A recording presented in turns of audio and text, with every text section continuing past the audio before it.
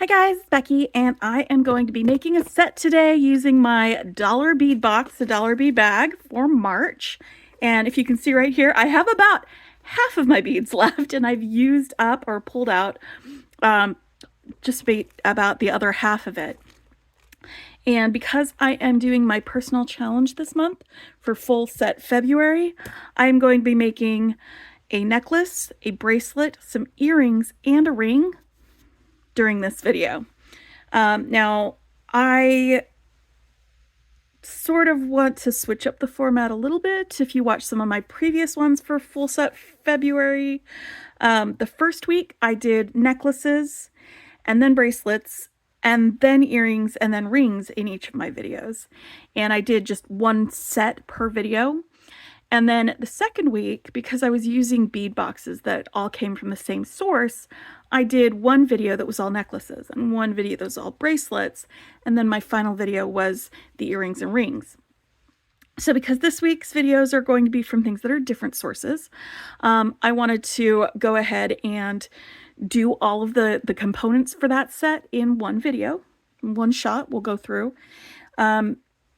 But I want to start from smallest to biggest instead of biggest to smallest for this one. So we'll start with the rings, and then we'll do bracelets, and then we'll do earrings, and then we'll do bracelets, and then we will do the necklace. And so I'm just going to show you what beads I've picked out and some of the prep work that I've already done for this, because I'm using all of my projects to try out these new one-step loopers. So most of my projects are going to be like beaded chains.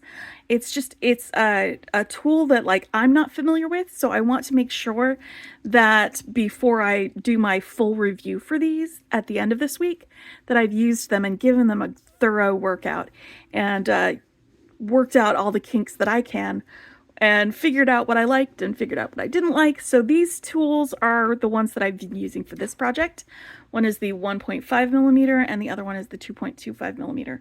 So I've been using these and I've made a few links with them using these melon beads from the Dollar Bead Box and these like rectangle pearls.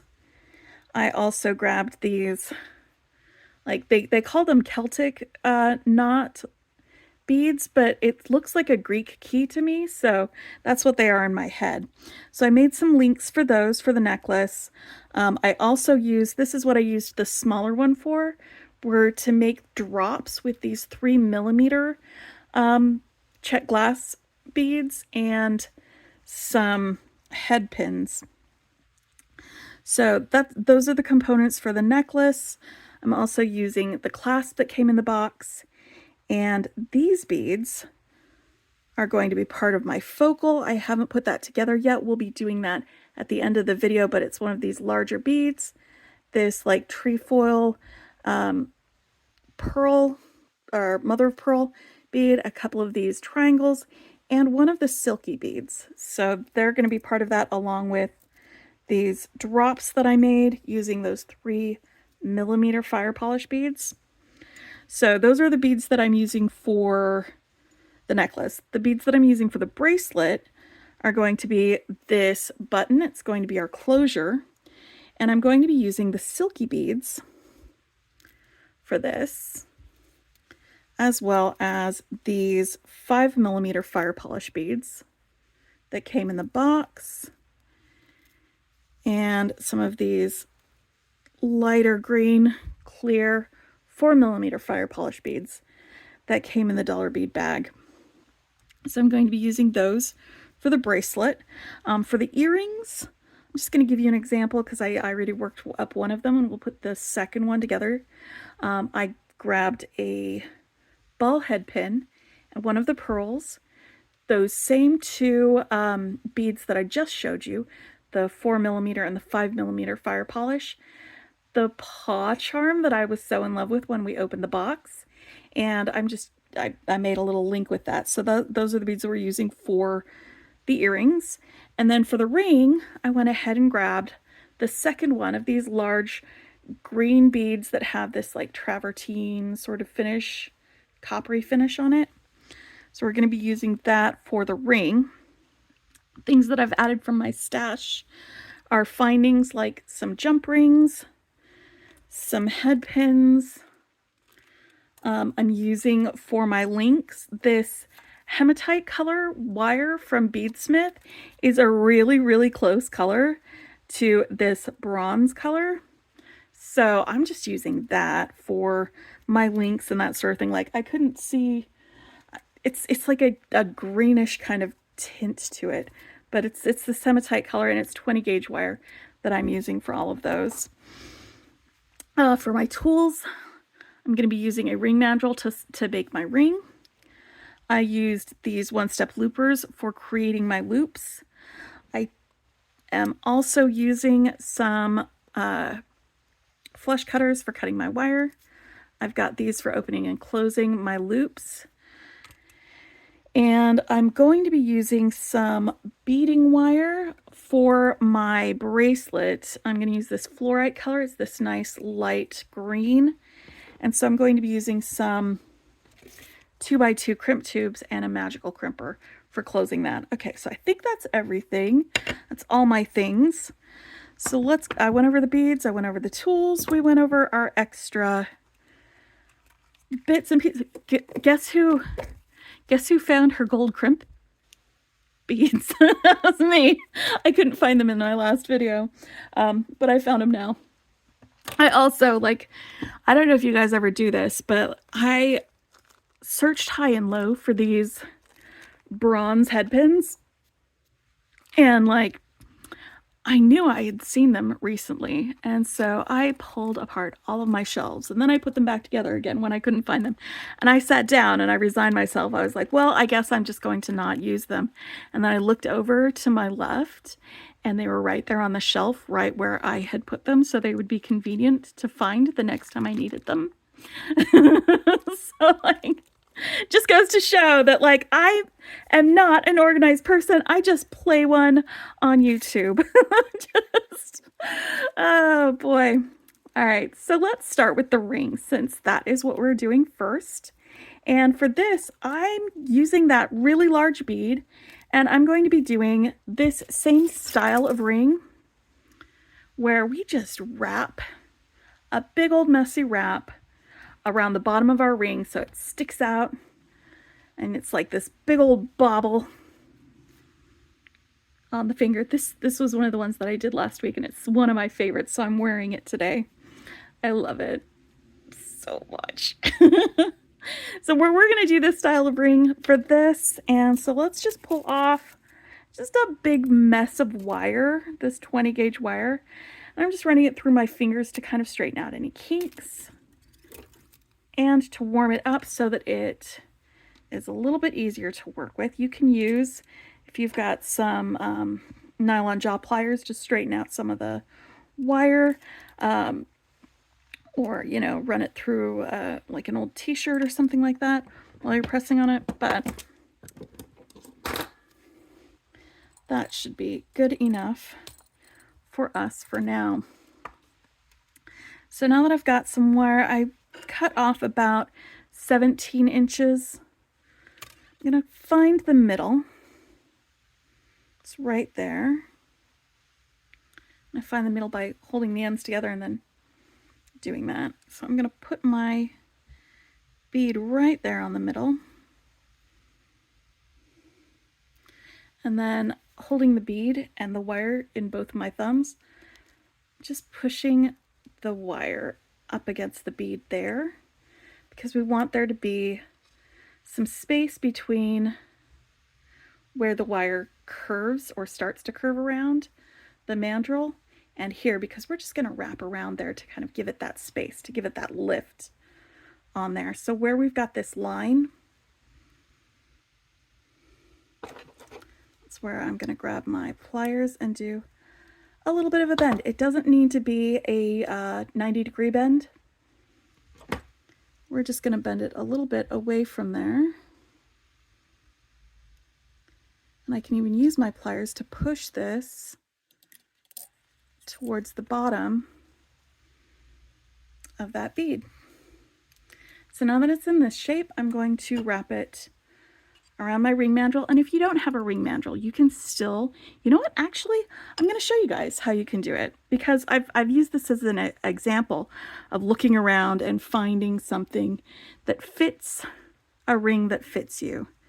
And just try it on some of the things that are around here. This is just a lipstick tube. It's an Urban Decay lipstick. It's one of my favorite colors. It's Bad Blood. I'm going to use this instead of my ring mandrel just to show you that you don't have to have a ring mandrel to do this. Now, part of sometimes ring making is also work hardening your wire by hammering it. So if you're using something that is not a purpose-built ring mandrel, or it's not made out of metal, it's not made out of wood, do not hammer it, because it would shatter this plastic if I was to hammer this while it's on here. And if it's a glass tube, like I've used lip gloss tubes that are glass, it would shatter that too. So do not hammer it if you're using something that is not a purpose-built mandrel, but you can still form yourself a ring using something that is not a mandrel. Okay, and since I'm going to leave this on here while I do my wrapping, it really doesn't need much hammering. So now that I've got it on here and I've got both of these kind of tightened up, I'm going to take this one from the back and I'm going to pull it around to the side. Then I'm pinching my wire along here, right where it's supposed to be. I'm going to take this and have it go this other way. And now I'm just going to wrap. I'm going to keep wrapping up until I run out of wire, and I will tuck that in a little bit.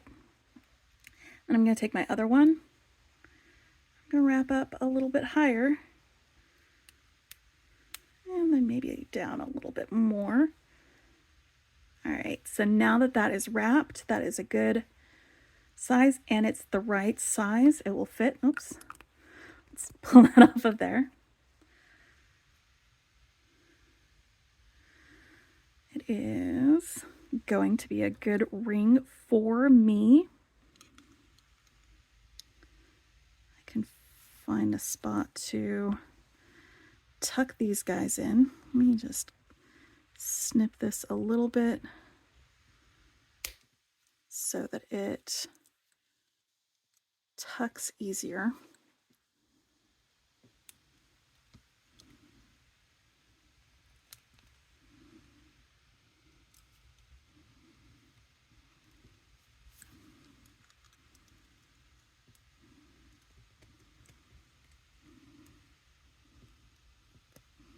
There we go. And this one too. I think I want it to tuck in right in here. This little empty space.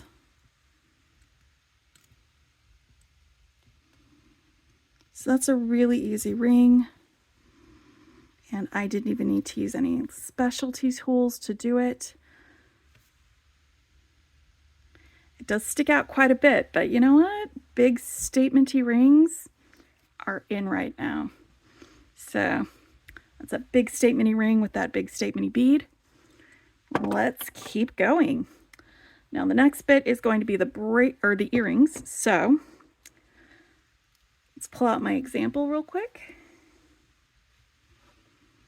And I'm just going to show you how I made this and how I put it together. And I'll demonstrate using the one-step loopers to do it, because I did use those for my loops on this. I didn't use it for all my loops. I'm going to show you right here. I used a wrapped loop for my drop. So I'm going to do that one first. And I did use some round nose pliers to shape that. So I'm going to put my pearl on here. For a wrapped loop, I like to leave some space for the wrap between the bead and the loop. So I just bend over the top of my pliers when I'm pinching it. And that gives me that like nice little area for that. And then I'll pinch the wire itself and use my finger to bend the wire around the loop. When I rotate it, I can bring that wire all the way around to the other end. Now, if I was going to be attaching it to something that didn't have like an open loop or something like that, I'd want to attach it now before I wrapped it, because once it's closed, it's closed.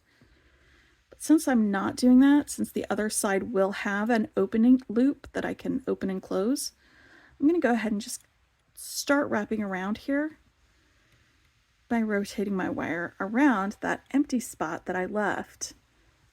And that's how you do a closed loop. Or a wrapped loop, I should say.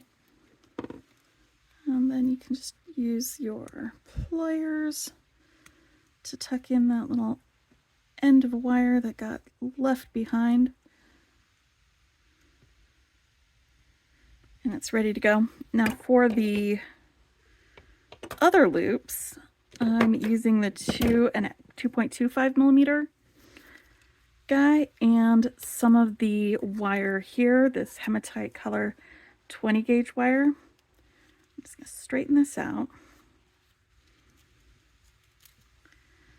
And this is how I was doing most of my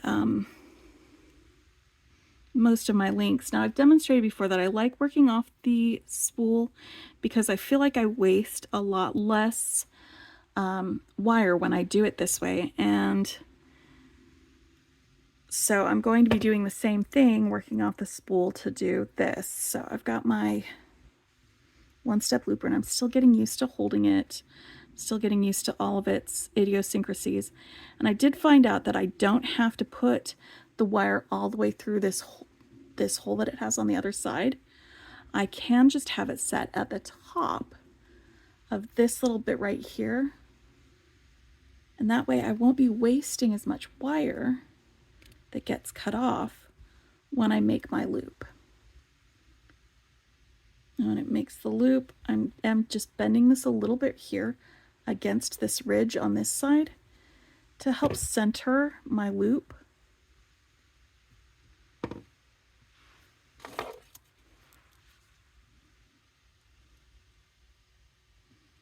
Making sure that that's closed.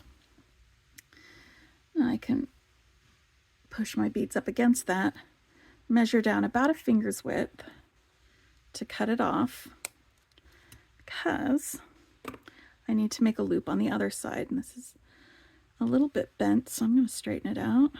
There we go. All right. Now I have already sacrificed some beads to the Getting Used to New Tools gods to figure out that while you do want your beads to be close to it, you don't want them to be too close to this edge and this lip. Because if they are too close, then when it goes around here like this, it can break them. See, there's some space between the loop and the beads right there.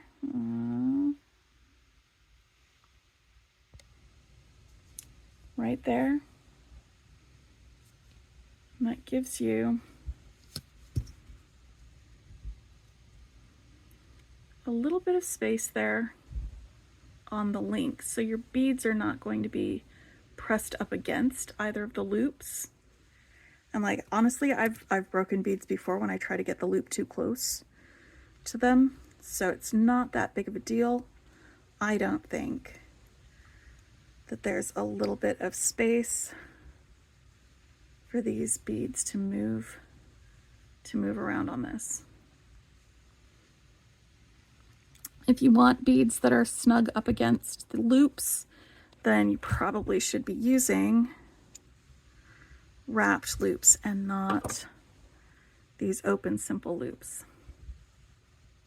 All right, so that was just my real quick demo using the looper, what I am figuring out, some of the things that I'm figuring out. I'm going to be using this for like all of my projects this week, so that at the end of the week I can do a thorough review and let you know all of the things, all of my feelings about that particular tool, because I am still getting used to it. It takes some getting used to. it's not completely intuitive.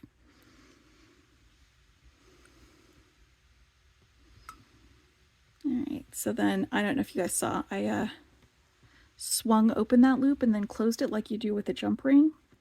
We'll be doing jump rings in a little bit. And I did that so that I can attach that closed loop, the wrapped loop, to the bottom, and now I've got my earrings done. Ta-da! So 2 parts of my set are finished.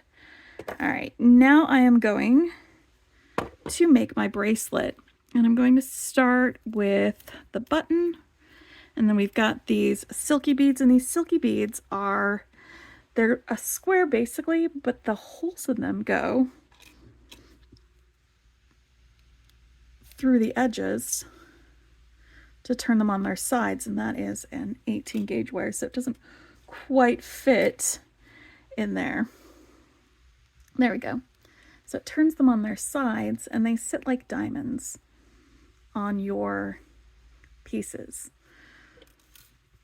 So we're going to be using these. We're going to also be using these 5mm fire polish beads. These came in the Dollar Bead Box. And then these 4mm fire polish beads that came in the Dollar Bead bag. And this is a fairly simple 2-hole bead design. And again, I'm using this fluorite color. It is like a light sage green. And since I'm not going to be weaving this wire in and out of the beads, having it just be twice the length of my wrist, plus some extra for crimping, is going to be just perfect for the size.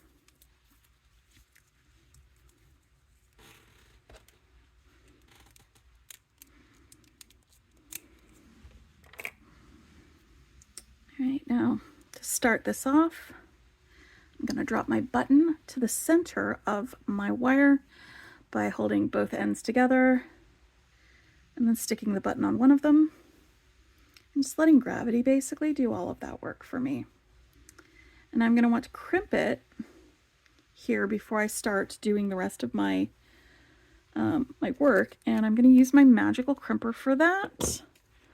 I really like the magical crimper because this concavity helps you make like a nice round crimp on your wire that you don't have to put a crimp cover on, because I'm terrible at crimp covers. This is sort of what I learned and practiced with first, so I'm better at it with it, and it just is my favorite way of doing crimps. I might challenge myself at some point during this year to use other crimping methods, just so I can have that practice under my belt, so I've got a little bit more doing with it. But then I'd also need to practice putting on crimp covers and doing things like that. And boy, I'm not going to do 2 challenges at the same time. So I'm using what I'm familiar with and what I'm good at. So with this, if you have not seen magical crimper before, it is one of my favorite tools.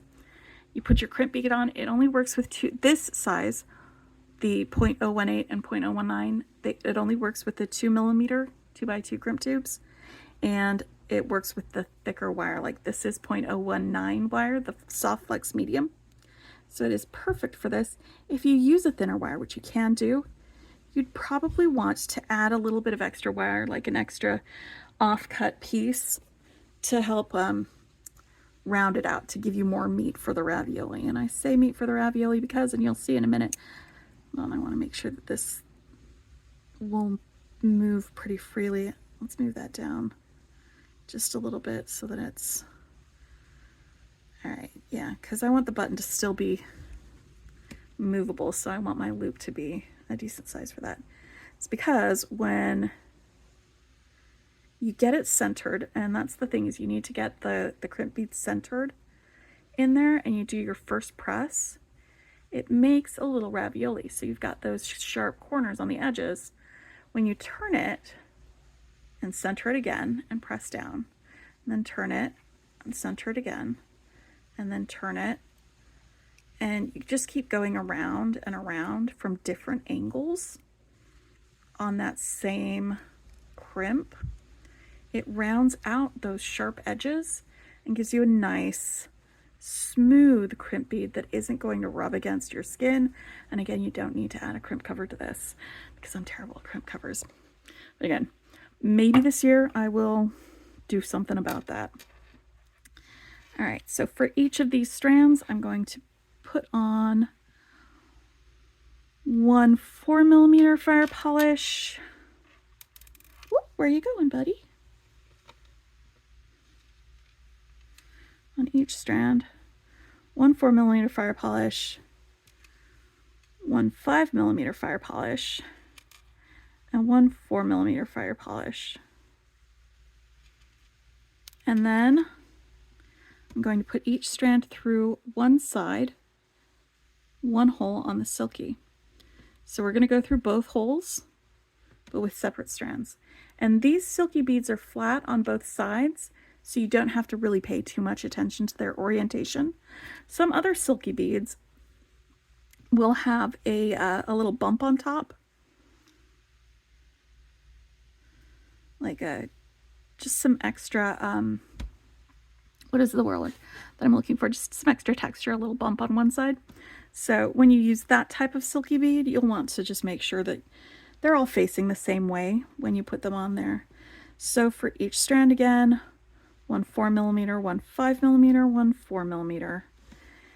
And then after you do both sides,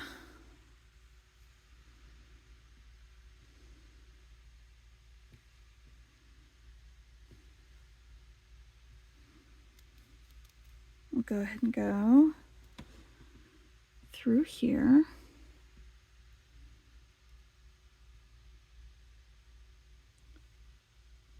Both strands through each hole on our silky bead. So this won't take us very long to get it to bracelet length. So let's just chat while I'm putting these on here. Right?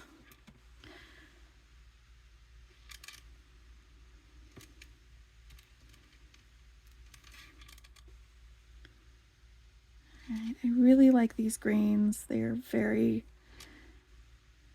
very mellow greens, calming.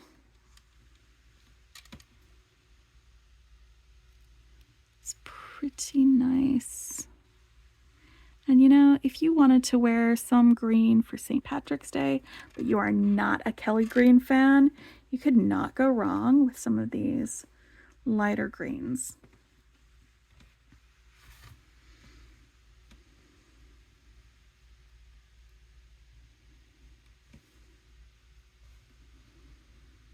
Because that is coming up next month, and you know,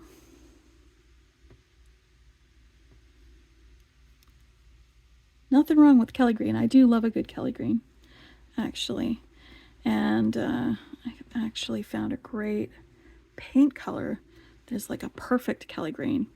It's a Roman Schmal color, and it is gorgeous. So I'm going to be making some shamrocks with that. Do super quick short tutorials for a quick shamrock painting if you guys want to see it, but I think most of you watch me for my jewelry.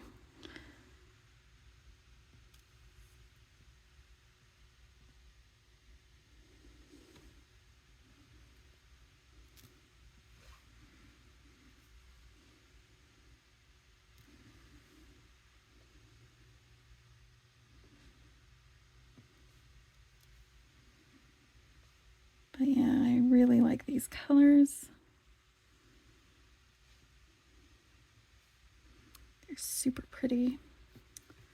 We're just doing this video with no edits, no turning it off and coming back, even though I probably could. I probably could have just said, oh, hey, I'll come back to you after I do all of these. But you know what? My friend is in the hospital right now, and they have said that they like the longer videos because it helps keep them company while they are going through some stuff. So we are going to stay and we are going to keep you company. That's what we're doing today. Because it does not hurt me to do something like that. I can't go be with you physically. It's impossible with all of my obligations and hospital rules and things like that. But I can be with you here, you know? And we can chat about fun things. It is warming up here in Texas. We got like a couple of weeks of cold, and now it's warming up and my grass is growing so much and I got to get it cut. But it's about to be springtime here. And you know what? February and March were always my favorite months of the year when I lived in Arizona, because that's when the orange blossoms were blooming and you could just smell them everywhere. You had orange blossoms, you had bougainvillea. There was a tree out in our front yard, and I don't know which one it was, but when it bloomed in the springtime, it was one of the best smells ever. And I would just leave the window open and just let that air come through into my room when I was reading or doing things. And it was so nice to have that in the springtime. And it is such a lovely, lovely weather lately. It's about time for me to start leaving my window open for my girls so they like to do smells where I open up the window, and I'm just checking the fit here to see how much more I need to add. And I think I'm about ready to add my last little loop. Just finish that off. So I think that might be long enough.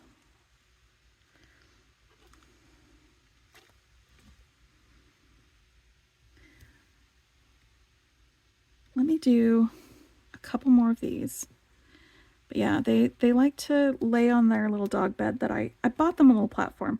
You guys have seen it, I'm sure. Where they can lay on their little dog bed next to the window, and if the window's open, they like to smell the smells, I guess, of the neighborhood. It's one of their favorite things. But then we also get some fresh air. I like having fresh air. There we go. Yes, that is going to be perfect, because I am going to need to make a loop on this end for it to be able to close. And now the question is, do I want to use beads in the loop or not? Because I hadn't planned for that, but I am thinking that maybe some of these 3mm beads might be nice to add there at the end of the wire, because you don't need to cover the wire. You don't need to add like seed beads or anything for the wire with this type of wire, but I think it might be kind of nice to have. All right, so let's do this way. I'm going to do a crimp bead to bring these together, and I'm going to crimp it there like that.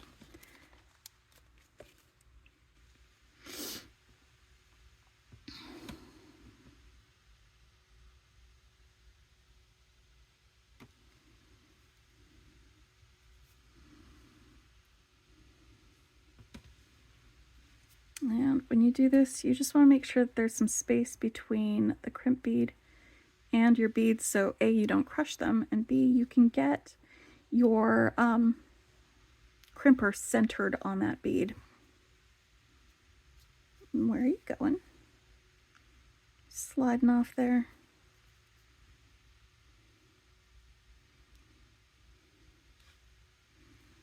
Oh.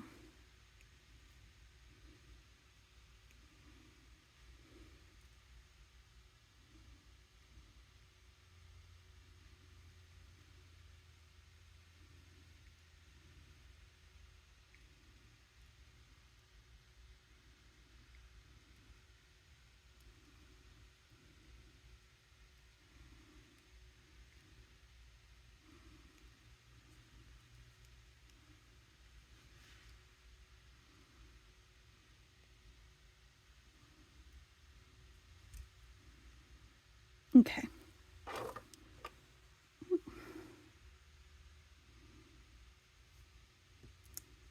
And now I'm going to clip one of these. Put this guy on there between my crimps. Put another crimp on. And before I pass this back through my crimp bead, I'm going to try this with 8 of these and see if the loop is too big or if it's too small or something like that. 1, 2, 3, 4, 5, 6, 7, 8. Is that going to be... No, that loop is going to be too small. So let's try 9, 10, 11, 12. All right, that's kind of a big-ish loop, but I hope it's big enough.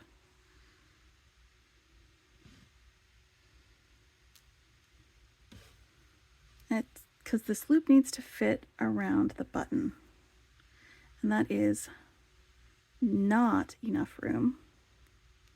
I'm going to need maybe 2 more beads. Let's try 2 more. You got to test it out before you crimp it.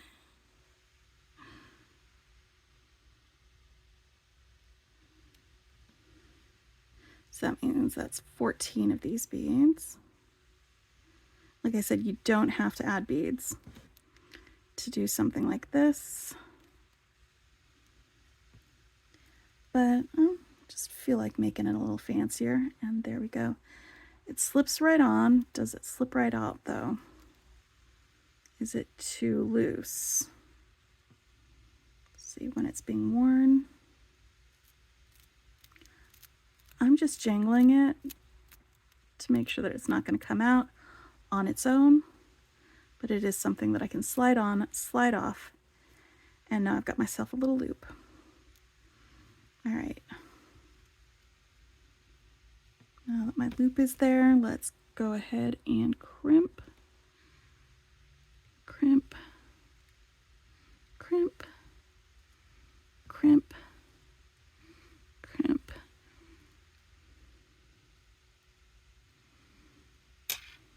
Extra special, extra fancy.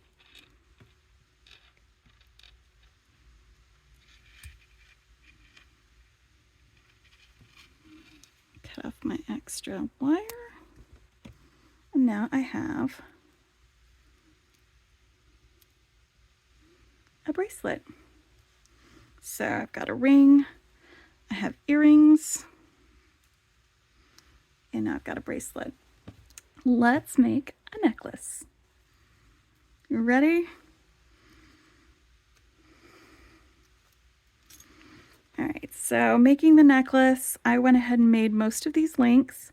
I've got 1 bead left so I can demonstrate how I made these links.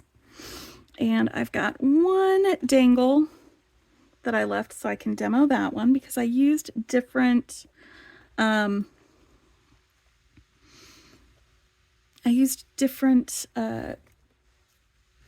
one-step loopers for my links versus my dangles. Oh, that's the 3mm. I actually used the 1.5mm. There we go, that one. So we've got these melon beads. We've got these pearls. We've got these guys here. And now I want to make myself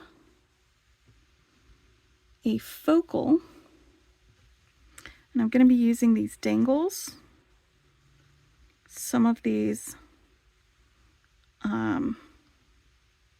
jump rings,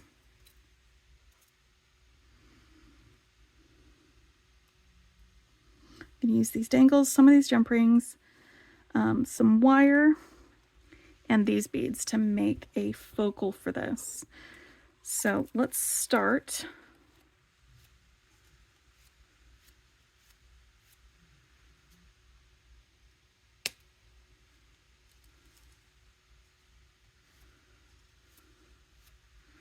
with a link that has all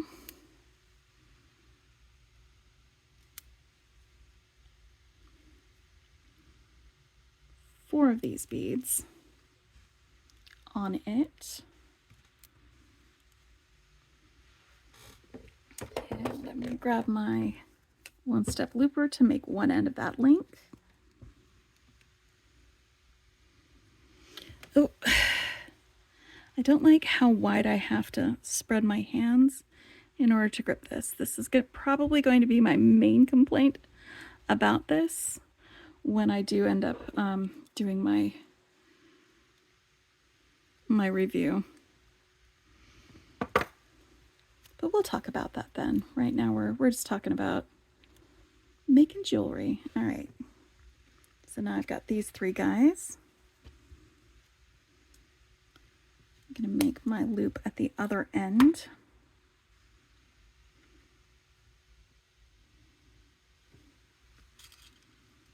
Again, using my one-step looper.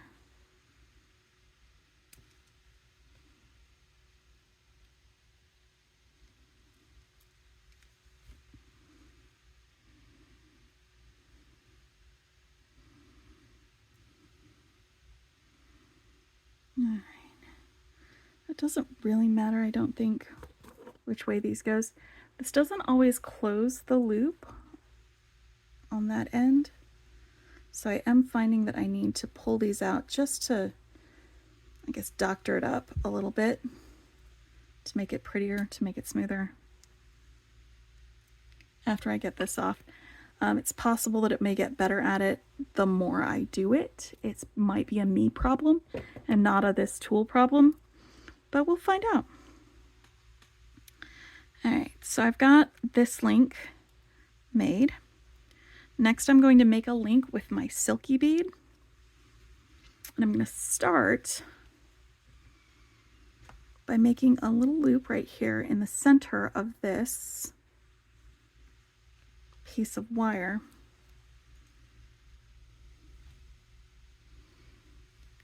So I've got it right here on my round nose pliers. You can use bell making pliers too. All right, right there where it crosses over. I'm going to take both of these, one thumb under here and one finger on the other. While it's on here, I'm just going to twist those once, twice. I only need two.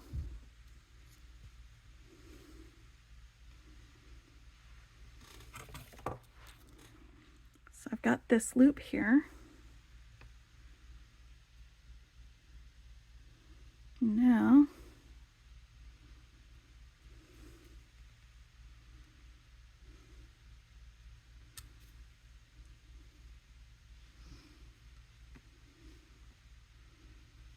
how far apart is this going to be? It's going to be about right there, right?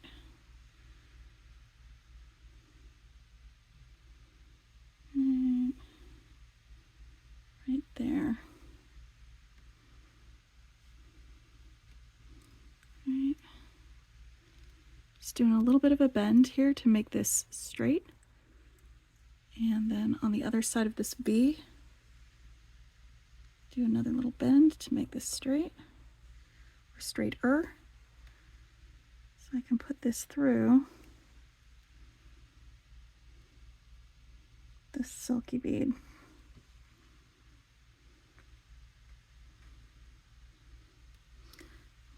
Pinch this closer together so that we don't break the silky bead while I slide this down here. All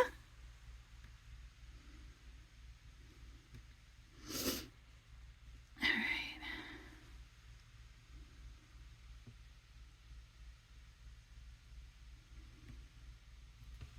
I like it. I like it. All right. I'm going to bend it just a little bit right here where it's coming out of the top. I'm going to bend this in that direction. And now I'm going to use my one-step looper to make a loop on this side and a loop on that side, because this is what we're going to attach our beaded chain to. It's going to be our main attachment point for these, and because this is long, I can go ahead and stick that through the little hole on the other end.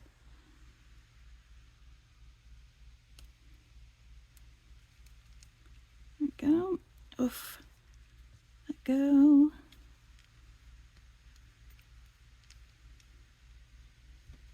So I made one loop on that side. I'm going to do the same thing on this side. Make a little loop. Wait, let's make the loop go that way. I want my loops to be mirrored.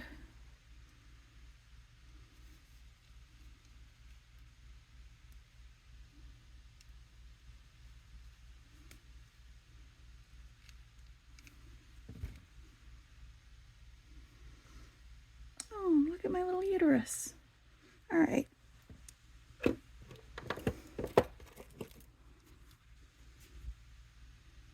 Like I said, you can use your row nose pliers or your chain nose pliers even to close this loop a little bit better when you do that.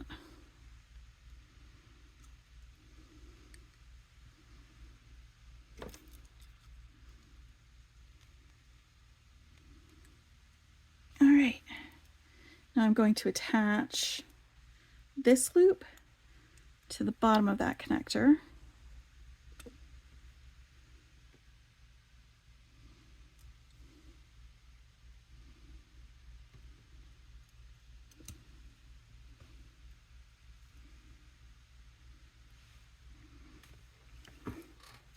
It's kind of fun doing this. All right, and now I'm going to make a dangle using these dangles, just a little, like a cluster, a little bead cluster down there. That's what it's going to be. It's going to be a little bead cluster. Over here, we're going to use some of these jump rings for that. But before we do that, I'm just going to show you real quick how many of these I made. I made 4. Well, I will have made 4 of these more clear, like topaz-y color 3mm beads, and I did 6. Wait, 1, 2, 3, 4, 5. Where's my 6th one? Did I drop it? Did I lose it? Well, I guess I'll make another one since I can't find it. 1, 2, 3, 4, 5, 6. Yeah, I need 6 of those. And I had a 6th one and I'm not sure where it went. So let's just make a 6th one. It'll be easy because I've got my little one-step looper. Okay, so this smaller one, the 1.5mm, I think it's great for this. Just got my little teeny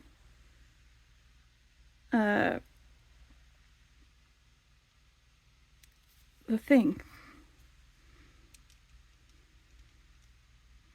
Head pin. I put my little teeny tiny bead on there and I made a little teeny tiny drop. I'm going to do that again for you. Got the 1.5mm looper.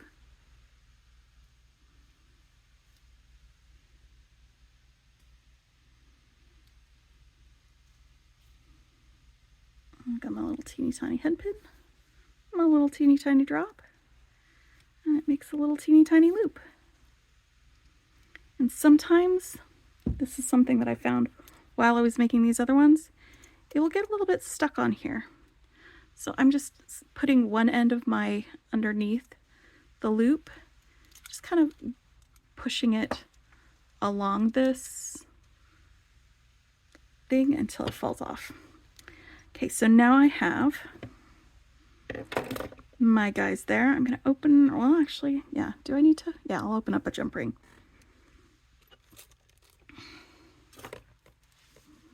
There you go. We are opening this jump ring, and I'm going to put 2 drops on this jump ring.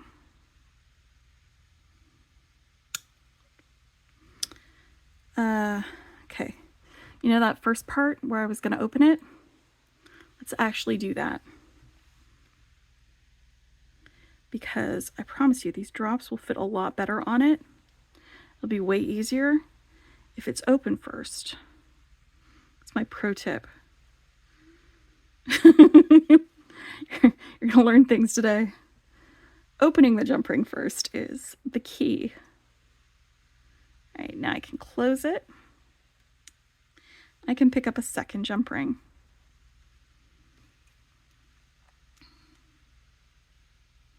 This is how I'm making my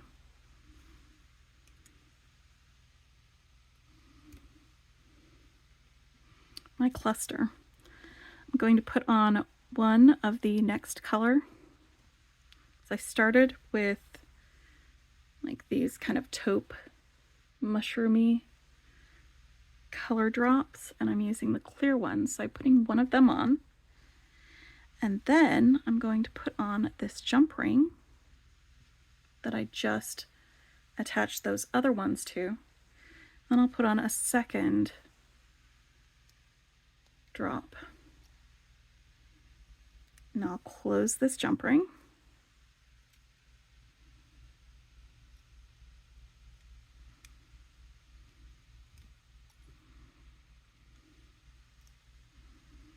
Set it down.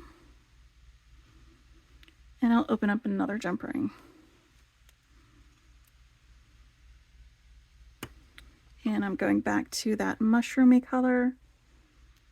And I'm putting on one drop. That whole darn cluster I'm attaching that top jump ring, the one that the clear ones were attached to. And then I'm going to put on my opaque guy after that.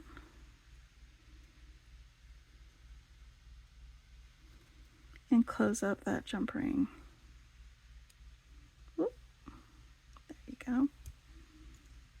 See, it's making a little beaded cluster. Like that.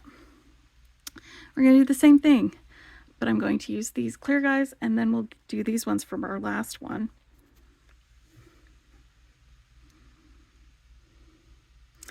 All this does is just add a little more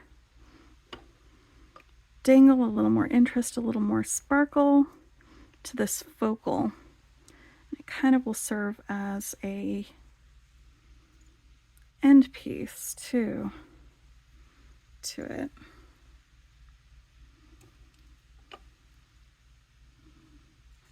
All right, so on this last one,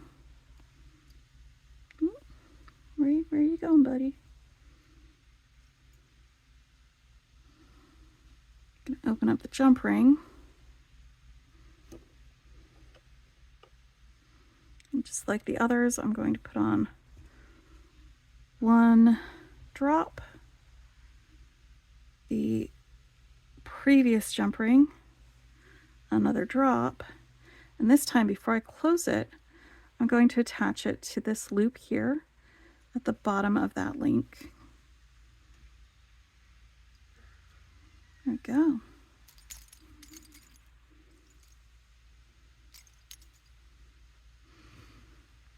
And that gives us,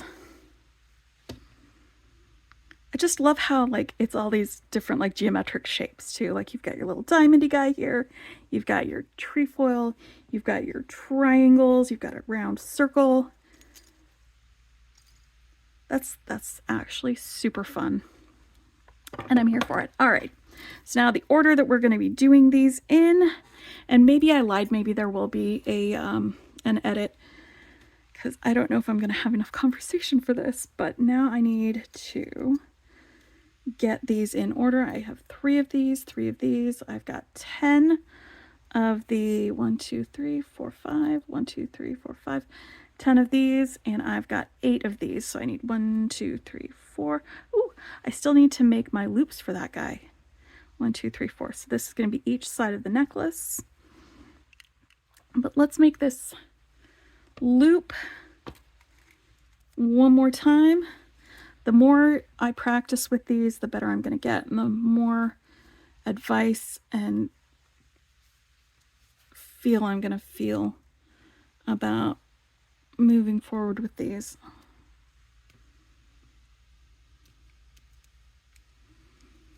Alright, and that is a little bit of a wonky loop.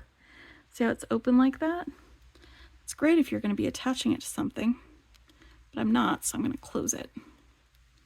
Now I've got this guy here, 1 finger's width.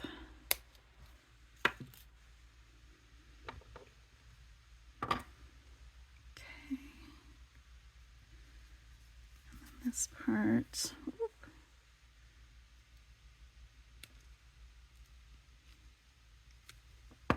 Again, there we go.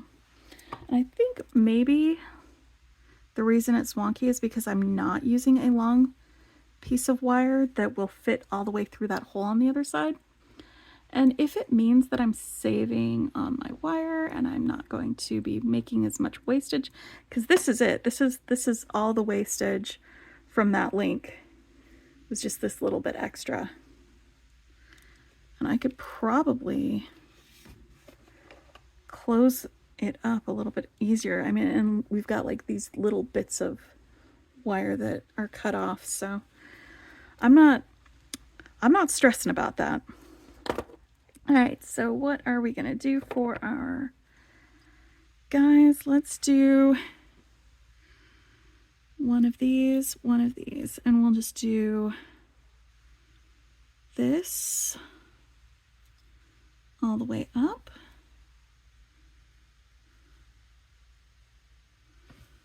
All the way up.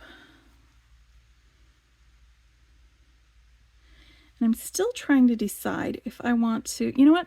I'm going to use jump rings. I'm just going to connect them with jump rings. Because even though I can open and close these loops on these ends, I think I'll have more fluidity and flow in my necklace if I do it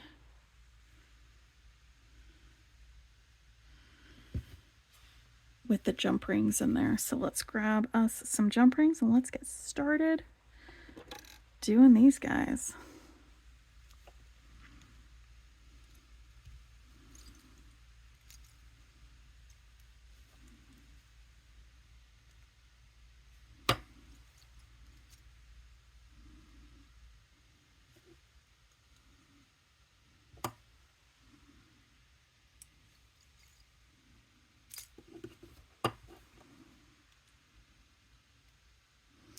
Alright, so this is basically just going to be me opening or closing jump rings and attaching links together.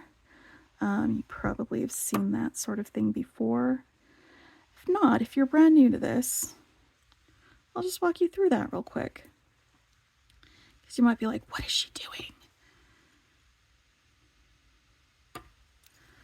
When you open up a jump ring, you're going to want to have one end in some pliers and the other end either being held immobile in one of these jump ring tools. You slide it into this groove and it holds it steady, or you could use a second set of pliers. Since this has a flat end to it, I find it's very useful as a second set end of pliers, and these jump rings are a little too twisty. The ends don't match up correctly. So I'm just wiggling it to make sure that it will. But when you open it, you hold one side steady and twist the other side. And it opens it so that there's that area. You never want to pull them apart because A, it weakens the link, and it's also nearly impossible to smush them back together like that. Twisting them open is the way to go. So then when you want to close it, you either hold it with another set of pliers, or you slide this into one of these grooves on one of these jump ring tools, and it holds it while you rotate with the pliers to bring those ends together. So that's how you open up and close jump rings.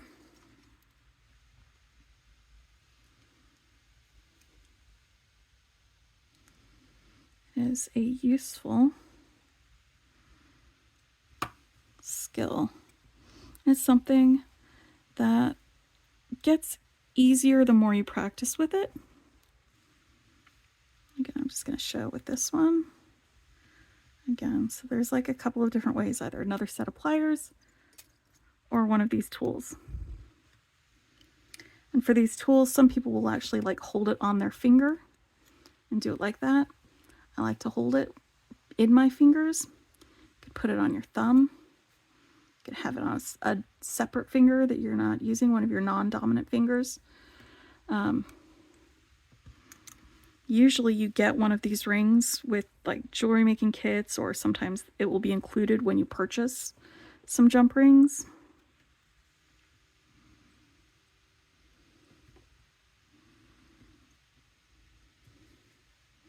I'm not sure why they think that like you need like 10 of them. I've got like 10 of them because like I said, they get included in a lot of things, even if you don't really need it. And most of the time, because I don't have one handy, even though I've got like 10 of them, I'll just use the second set of pliers to do that. Oof, I think I like it. All right, let's finish up just this one side together, and then I will attach part of my clasp to that side, and then I will finish up the other side on my own and join back to show you all of the completed bits. And this will be my first project this week for my full set February. And that's just a personal challenge I came up with that I was like, you know what? I don't make enough rings. If I do sets, usually it's just necklace, earrings, and bracelet. A lot of times I'll just do necklace and earrings, and I won't include a bracelet, or I'll do bracelets on their own. And so somebody was saying, hey, you should do full sets, when I actually made a ring on one of my other videos last month, and I decided that that was going to be my challenge, because if I get more practice making rings, I'm going to be more confident with it. I can try new things out, and I can mess things up too. It's great to try new things and to not be afraid of messing up, because messing up is how you learn. That's how you get better at things. Oh man, I saw a little online store, somebody who makes stickers that are, you know, they're small business. They make the stickers, they get them printed, and then they sell them out. But one of the things was you're doing a job is what it says. She meant to type you're doing a good job, but she forgot the good. And I need to get one of those stickers, just because, you know, it's okay if you're not doing a good job as long as you're doing a job. You're like doing things, whether you're good at it or not. I think it was one of the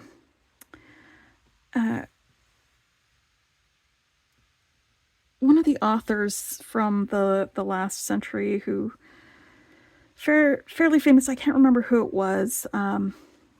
There was a quote where when they were a child or something, somebody had asked them what they like to do, and they were like, well, I do a little bit of this and a little bit of that, and then the person said, oh, that's so great that you do all of those things, but I'm not very good at it. And the guy says, you don't have to be. You just have to enjoy what you're doing, whether you're good at it or not. And I think that that's a really, really great thing to keep in mind, is like, if you enjoy doing a thing, it doesn't matter if you're good at it or not. Like, if you play an instrument badly, but you still play an instrument, keep playing it, you know? It's the joy in doing things is not in doing it well. It's in enjoying doing things, you know? Like, maybe you're terrible at painting, but you love making things. And instead of comparing your work with other people, or even comparing it with your own expectations. And I think that's a lot of the part where we're like, I'm not good enough, is you compare what you've done with your own expectations, where you think, I should be better, or I should already have this down pat. It's so easy to be hard on yourself. And I think it's so much better if you can just give yourself some grace and say, you know what, I'm doing a job. Maybe I'm not doing a good job, but I'm doing a job. And that's what's important. You know, it's like sometimes I'll say to my son, are you ready to have a good day? And he'll tell me, I'm ready to have a day. Whether it's good or not, he's ready to have it. He's ready to make it through that day, have everything. I'm just straightening up some of these because the ends aren't quite meeting, and I just want to do a better job with some of these because I got carried away with talking, I think.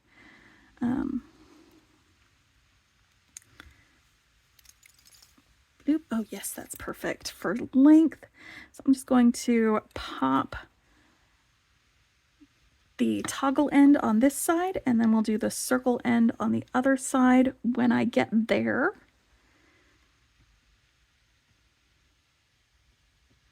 All right, so you guys get to time travel just a little bit.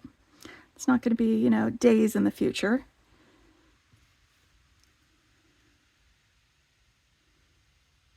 Oof, there we go. So that I can put together the other end of this.